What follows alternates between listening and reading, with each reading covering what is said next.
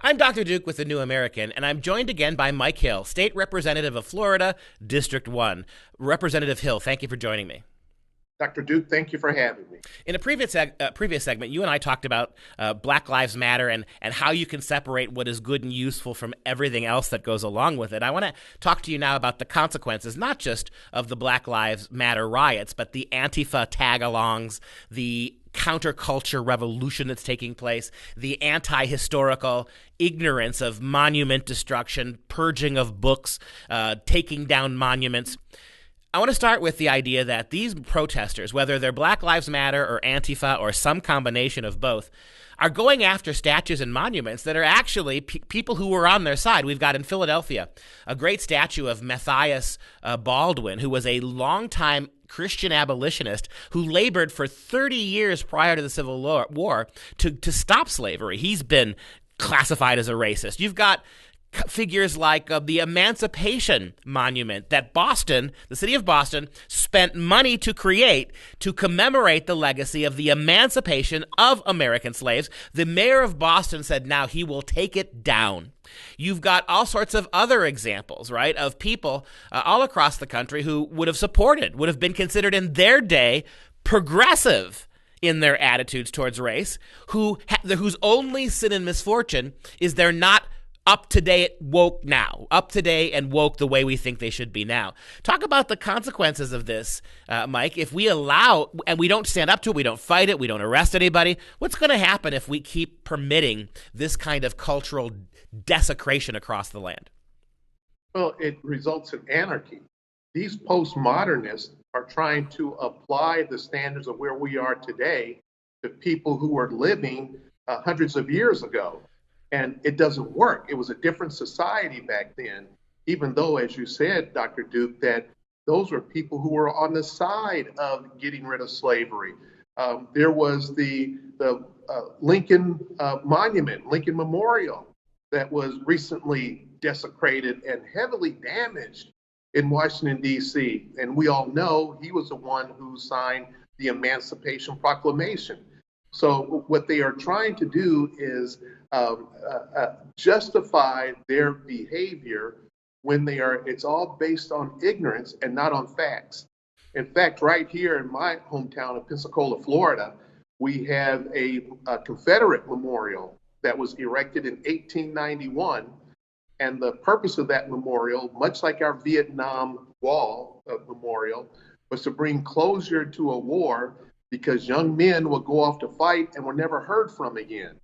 And so families raised private dollars to erect this memorial to bring closure to that war, a healing. And now all of a sudden, more than 100 years later, this group of people are triggered and are saying that whenever I walk by it, I'm reminded of slavery, which is, of course, is nonsense. And you want to try and tear it down. And I'm launching a crusade to keep that Confederate monument there and all of our historical monuments there. Why? Because when you walk by it and look at it, you say, what is that all about? A child. So let me tell you about that. Then we understand our history. We understand our heritage, our legacy, the good and the bad. We embrace the good, the bad we learn from so we don't repeat it.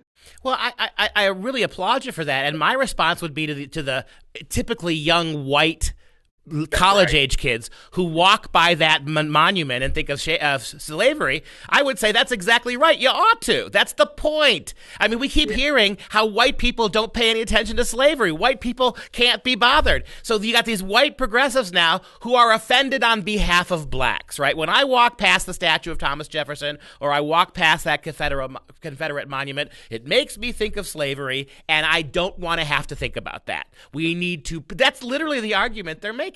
And it is completely ahistorical. It is completely anti-historical. I go back to Jefferson, right? Yeah, Jefferson inherited about 167 slaves from his father. And yes, he kept them.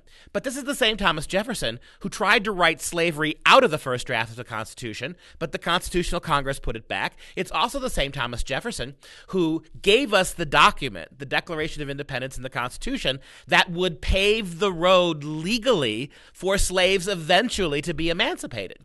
So the idea that we judge Jefferson by today's standards is bizarre. I don't know if you're aware of this, but at Portland State University, they just today, before we went on the air, toppled a statue of Jefferson, and then kids started beating the statue with bats.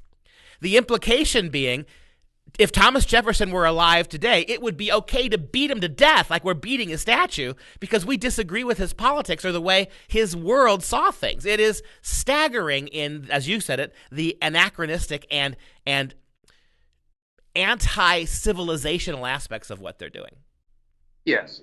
And what they are showing is this unbridled violence, this unbridled adherence to the rule of law leads to nothing but anarchy. What they want is to be able to do what they want, what they think is right in their own eyes, and have no consequences for it. It's like how children behave. Instead of growing up, facing reality, and coming to a good conclusion, you can't do that by shouting these slogans and desecrating statues and monuments. Instead, we sit down, we have a good adult conversation on how we move forward with this. Dr. Duke, that there were so many assumptions that were made with that recent killing of George Floyd by that professor. First of all, they assumed that the police officer who committed that act, which was a tragedy, did it out of racist motives. There is nothing, there are no facts that point to why he did that. And then they broaden and say because of that one act, that all police forces throughout the entire nation must be racist. You have no facts which back that up. And instead of just making those broad accusations, what we should instead is sit down and address what is happening and make sure that we have a police force that is there to serve us and all the communities and not be afraid when you see them approaching you.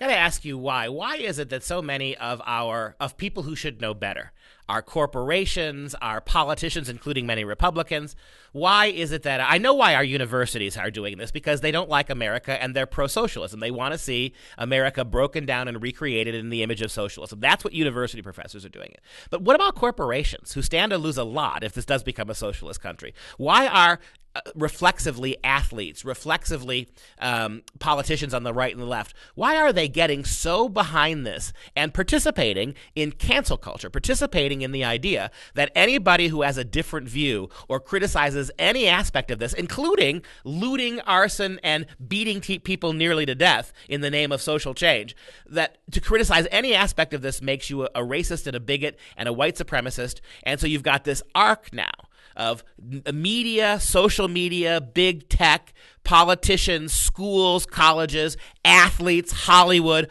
all enforcing what is basically a no-say zone. You will do whatever is told of you. You will take whatever's offered you by these radicals in the street, and you're going to like it, or else we're going to get rid of you.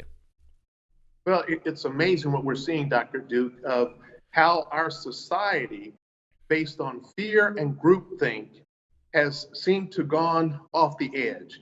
It all started with the Russian collusion thing. Then it went into the impeachment and then COVID-19. And I think what we're seeing is those on the left are taking advantage of what is before us now, and they're trying to continue what is happening. And I believe it is all to affect these elections that are coming up in November to try and keep President Trump from being reelected. I think that is the bottom line of what we're seeing. But why so many corporations are giving into this, and as you say, even Republicans are giving into it, is baffling to me, because I never would have thought that so many Americans would have willingly have given up their liberties with how they did with COVID-19. Mike, I'm going to say something that probably would be very controversial if I said it anywhere else, but I'm going to say it, and I'm going to want you to have the last word on this. Doesn't the fact that you have riots in the streets, you have Black Lives Matter people in the streets, they are burning, some of them, and Antifa with them, burning and looting and rioting. They're not being arrested. They're not being charged. No one's stopping them.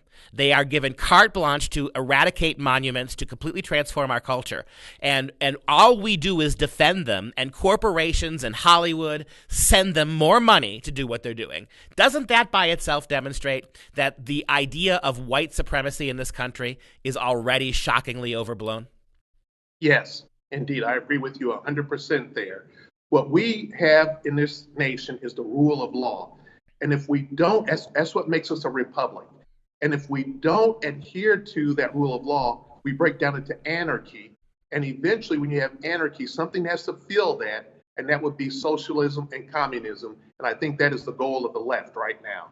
Mike, thank you so much for your time today. We appreciate your insight, and we hope you're successful in everything you're trying to do. Thanks for joining us.